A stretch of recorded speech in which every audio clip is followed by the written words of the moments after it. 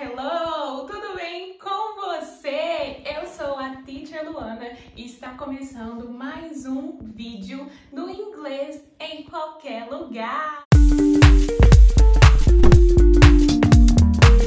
Yay! Seja muito bem-vindo ao nosso canal no YouTube, onde eu, Teacher Prats Luana, vou tirar todas as dúvidas com relação ao inglês que você tenha, de uma forma divertida, diferente, e eu espero que vocês gostem bastante. Antes de eu começar, já quero pedir você para ir lá, dar um like nesse videozinho, por favor. Depois que você assistir, comenta o que você tenha gostado.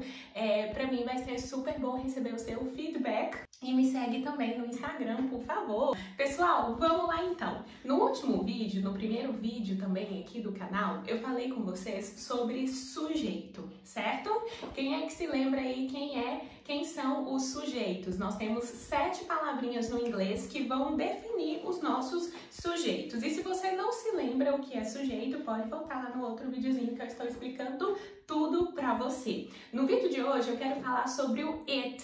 O it, ele é uma palavra, um sujeito, que eu percebo que vocês têm muita dificuldade em utilizar. E por que é isso? Bom, a questão é que nós vamos utilizar o it na maioria das situações em que nós não temos sujeito nas frases do português. E isso acaba confundindo um pouco a nossa cabeça. Por quê? A gente pensa assim, nossa, quando eu vou falar sobre isso, não tem sujeito na minha frase. Então, por que eu vou utilizar outra palavra aqui? Ou então pensa assim, nossa, o que eu vou utilizar aqui? Meu Deus, eu tô sem entender. Bom, então eu já quero começar esse vídeo dizendo pra você que no inglês, o it, ele vai ser utilizado na maioria das situações em que nós não temos um sujeito no português, tá bom? Por isso que a gente começa aí a ter um pouquinho de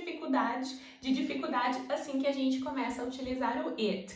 Uma situação que nós não utilizamos sujeito no português, mas que nós utilizamos o it no inglês. Ao falarmos sobre o clima, no português seria mais ou menos assim, está chovendo. Não temos um sujeito, não temos uma palavra que faça relação direta com o verbo. Já no inglês, nós temos o it, começando a nossa frase. It is raining. Está chovendo. Outro detalhe para falar sobre as horas. Tic-tac, tic-tac. No português, nós dizemos, são 2 horas da tarde. No inglês, nós vamos utilizar o it.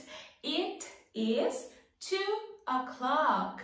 Para a gente falar sobre distância, são 2 horas de Montes Claros para Januária.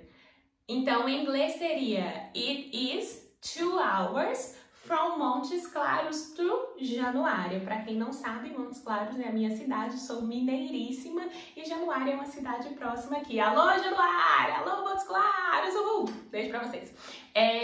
Vamos lá, então.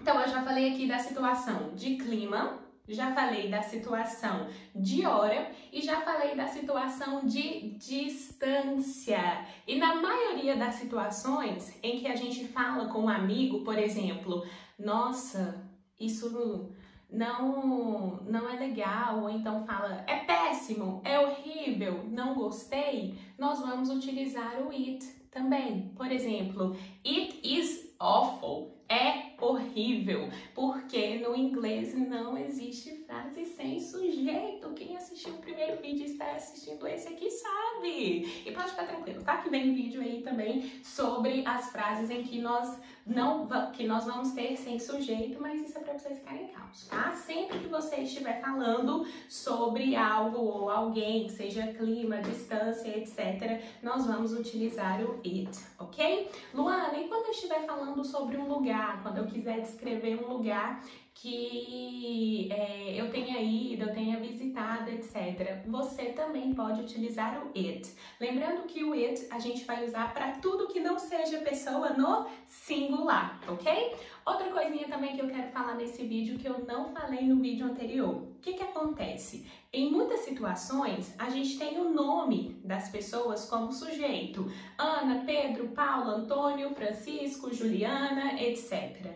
E a gente acaba achando que ou nós utilizamos Juliana she, ou nós não podemos utilizar o nome da pessoa. Quando, na verdade, esses pronomes, nós vamos utilizá-los quando a pessoa com quem eu estou falando já sabe que eu estou falando daquela pessoa. Então, para a gente não precisar ficar repetindo o nome dela inúmeras vezes, a gente lança mão dessas palavras, ok? Por exemplo, eu vou começar a falar com vocês sobre a Antônia. Antônia é uma pessoa muito legal, ela é super simpática, ela é alegre, etc. Como é que seria isso no inglês? No inglês, eu começaria identificando essa pessoa com o nome dela normalmente. Antônia is very nice. E aí, depois que eu falei a primeira informação sobre Antônia, eu quero continuar falando sobre ela, vou continuar utilizando she. She is very happy, she is very cool, e continuo falando desse she que está se referindo a Antônia, ok? Very good. Uma outra dúvida que vocês também podem ter. Teacher, eu posso ter várias pessoas, Antônio, Pedro, o time, o grupo, etc., como sujeito? Pode sim, mas essa é uma dúvida que eu vou tirar em outro vídeo, ok? Bye! Espero que vocês tenham gostado.